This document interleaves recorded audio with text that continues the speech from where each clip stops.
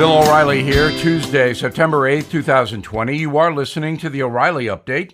Here's what's happening today in America. Homicides jumped 50% in New York City. Major airline allowing flight attendants to promote social justice on the job. Kamala Harris says Republicans could steal the election. The temperature in Los Angeles over the weekend, the highest ever recorded. Also ahead, the President Trump military controversy. What is the truth? But first, the murder rate in the Big Apple rose by 50% in August. The NYPD confirming 242 shootings in 31 days, up from just 91 during the same period last year. Mayor de Blasio blaming the city's crime wave on a perfect storm of unemployment, COVID, and hot weather. Well, the real reason violent crime is now destroying New York City is that de Blasio, Governor Cuomo, and the DA Cy Vance are extremely soft on crime, period. American Airlines confirming its flight attendants will be allowed to wear Black Lives Matter pins to promote social justice at 30,000 feet. In response, some American employees are vowing to wear Make America Great Again attire on the planes. In response, the airline released a statement saying they simply want to create an inclusive work culture. Well, that would mean the Trump side will be allowed, correct? Senator Kamala Harris predicting Republicans could try and steal the 2020 election with, quote, voter suppression. The vice presidential nominee telling reporters, Joe and I are concerned about it, adding China and Russia will also try to sway voters heading into the November vote.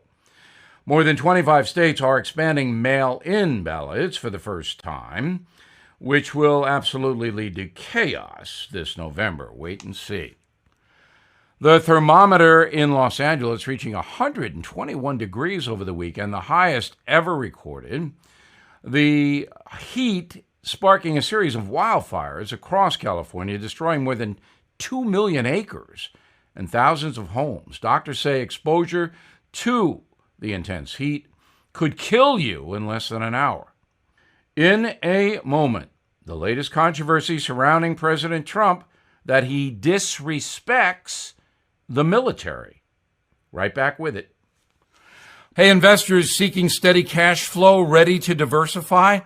Founded in 2006, NRIA has become one of the nation's leading specialists in institutional caliber private real estate investment, with more than $1.2 billion in assets under management.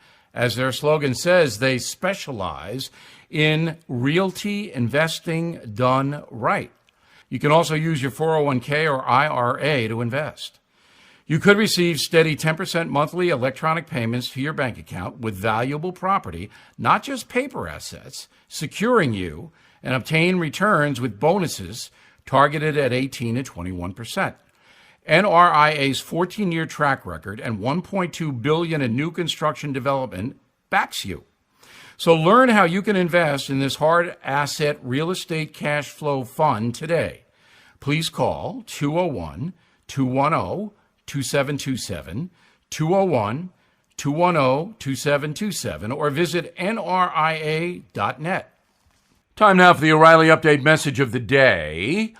A few days ago, the hate Trump magazine The Atlantic, based in Boston, used anonymous sources to accuse the President of the United States of disrespecting the U.S. military. The magazine claims Mr. Trump slandered dead U.S. soldiers during a trip to France in November 2018 to mark the 100th anniversary of the end of World War I. According to the anonymous sources, the president called the troops buried at Ain Marne Cemetery losers. Mr. Trump did not visit the cemetery because of bad weather. The Atlantic reported that the president didn't want to attend the event at the cemetery because he was concerned that the rain would dishevel his hair. Now, all of that comes from, quote, sources with first-hand knowledge, unquote. So what's first-hand knowledge? And who are these accusers? Atlantic won't say. This is sloppy, unfair reporting. In response, Mr. Trump said, quote, I would be willing to swear on anything that I never said that about our fallen heroes. There is nobody that respects them more, unquote. Now, it's the first-hand knowledge thing that bothers me as a journalist. Does that mean the sources Atlantic used to smear President Trump heard him say that? Does it mean somebody told them he said it? This is just ridiculous. You want to keep an anonymous source private, you say the person heard it directly or did not. But the Atlantic magazine doesn't do that, and it's no surprise. That magazine hates Trump. The author of the article, Jeffrey Goldberg, has smeared the president ever since he walked into the Oval Office. The record is horrendous. On a magazine that prides itself on being intellectual, its cover had one word last winter: impeach. Okay, so we know what the con is there. Now, on Mr. Trump's side, Secretary of State Mike Pompeo, who was on the trip, said, quote, I'm a veteran too. I care deeply about these young men and women. I've watched the president honor them in every situation that I've been in with him as well.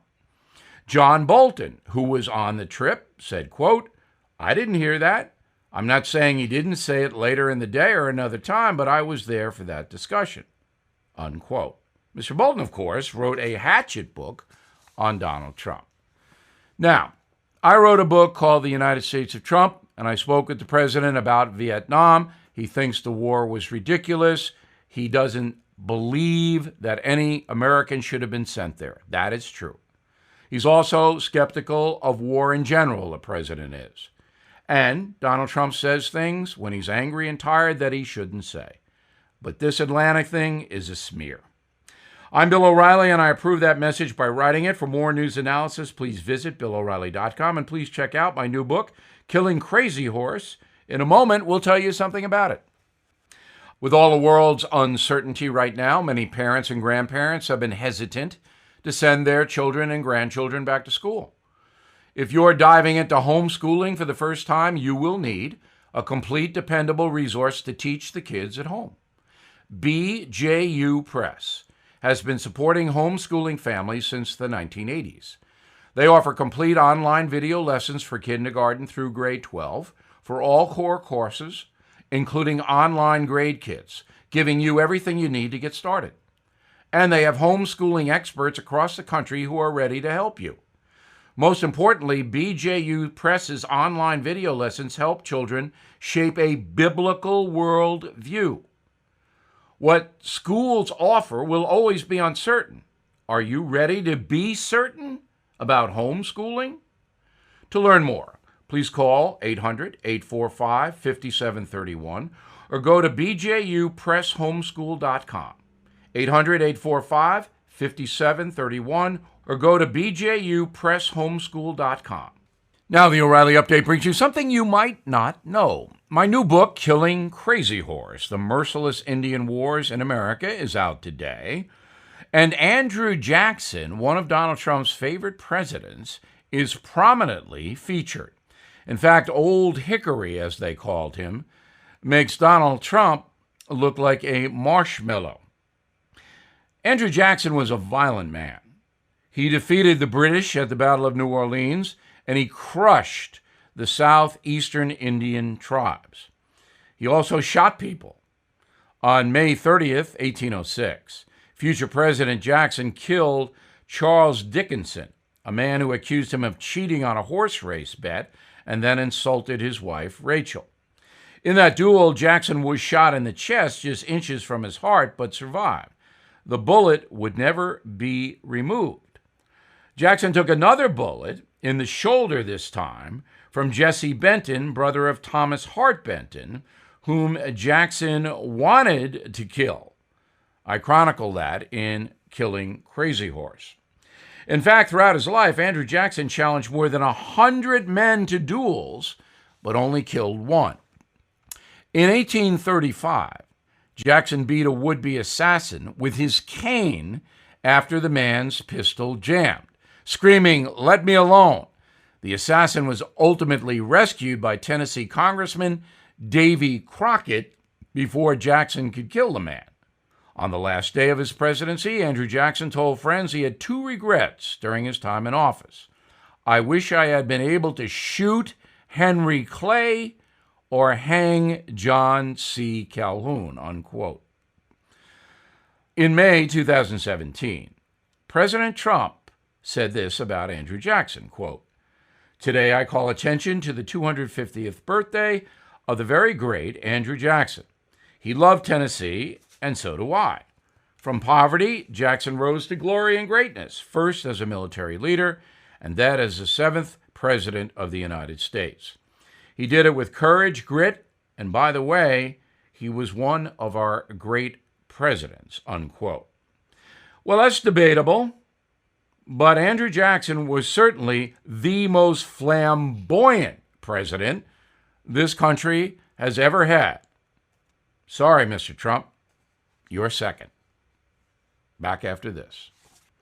As you may know, more than 44 million Americans have lost their jobs. The Fed just warned the recession may get worse, so I recommend you consider gold and silver. And the only company I recommend is American Hartford Gold Group. I trust them. I've done business with them. I recommend them. They sell physical gold and silver delivered right to your door or inside your IRA. And they make it easy. So please call them right now. And make sure you tell them that Bill sent you. And they will give you, ready? $1,500 of free silver on your first order. Since I've been recommending American Hartford Gold Group, gold is up more than 30%. So don't wait. Call 877-444-GOLD, 877-444-GOLD, or text GOLD to 65532. Again, that's 877-444-GOLD, or text GOLD to 65532. Thank you for listening to the O'Reilly Update. I am Bill O'Reilly. No spin, just facts, and always looking out for you.